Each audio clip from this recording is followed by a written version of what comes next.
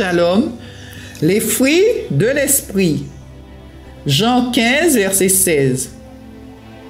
Ce n'est pas vous qui m'avez choisi, mais moi, je vous ai choisi et je vous ai établi, afin que vous alliez et que vous portez du fruit et que votre fruit demeure, afin que ce que vous demandez au Père en mon nom, il vous le donne.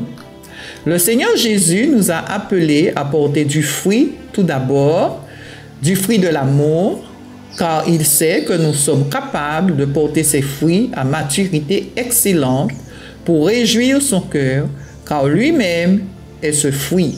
Il désire que nous soyons comme lui. Le Seigneur a envie de voir notre fruit demeurer jusqu'à la fin de notre vie, jusqu'à l'éternité. Sachez que lorsque nous portons ces fruits-là, nous réjouissons le cœur de notre Seigneur. Amen. À cause du fruit que nous portons, il y a une grande communion entre lui et nous. En prière, nous sommes en un seul esprit avec lui. Amen. Dieu est merveilleux. Lorsque nous avons ces fruits et cette communion avec lui, nous connaissons ses pensées, ce qu'il attend de nous, et nos prières seront exaucées parce qu'elles sont faites par les fruits dans l'esprit. Amen.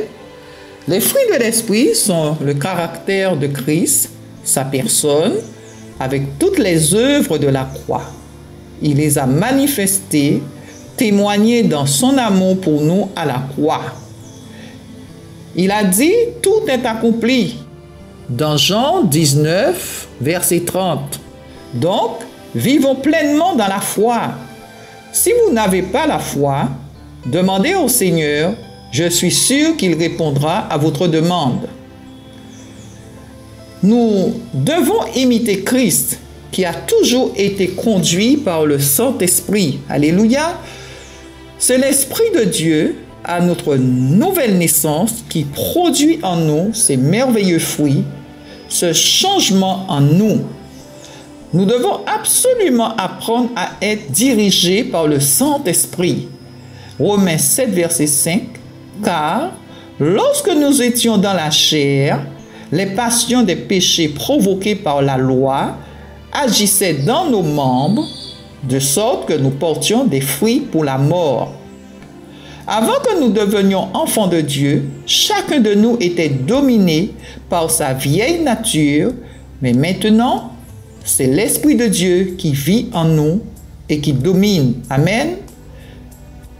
La parole dit dans 1 Corinthiens 15, verset 50, « Ce que je dis, frères, ce que la chair et le sang ne peuvent hériter le royaume de Dieu, et que la corruption n'hérite pas l'incorruptibilité.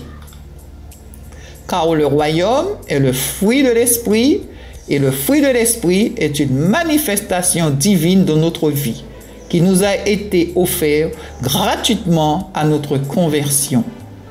Les fruits de l'esprit sont contraires à la chair.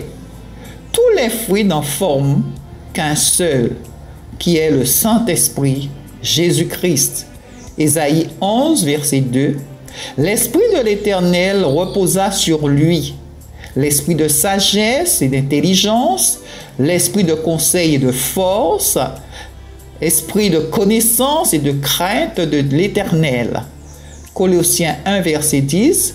Pour marcher d'une manière digne du Seigneur et lui être entièrement agréable, pour portant des fruits en toutes sortes de bonnes œuvres et croissant par la connaissance de Dieu.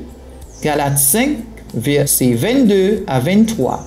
Mais le fruit de l'esprit est l'amour, la joie, la paix, la patience, la bonté, la bénignité, la fidélité, la douceur, la tempérance. Explication du fruit de l'esprit. L'amour produit la tendresse, le pardon, il supporte tout et n'attend rien au retour. La joie, le bonheur de rire, la gratitude, le contentement, la satisfaction, la paix, la tranquillité, l'assurance, le calme, la stabilité.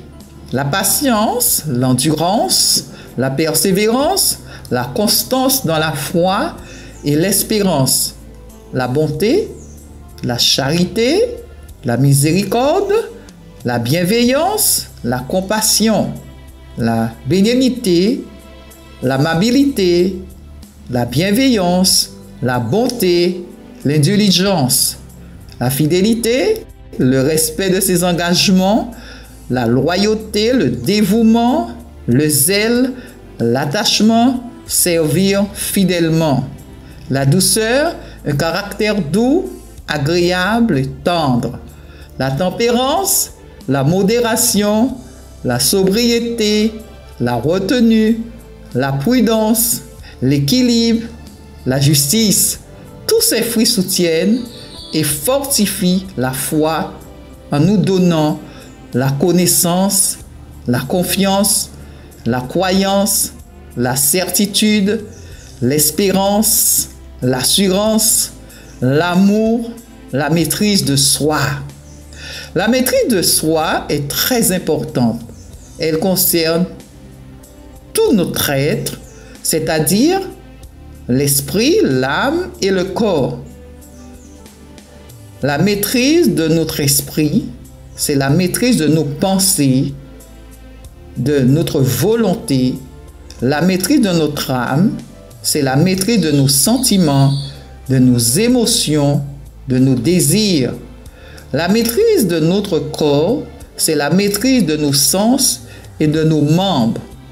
Ce sont les produits de la vie de l'esprit qui est en nous, qui produisent nos œuvres et manifestent la gloire de Dieu, tout comme Jésus-Christ a produit ses fruits à la croix. Une œuvre magnifique, une œuvre de délivrance, une œuvre de guérison et une œuvre d'espérance en son retour. Amen. Que le nom du Seigneur soit béni. Shalom. Un grand shalom au prophète Francky qui est à SOS Prière avec nous.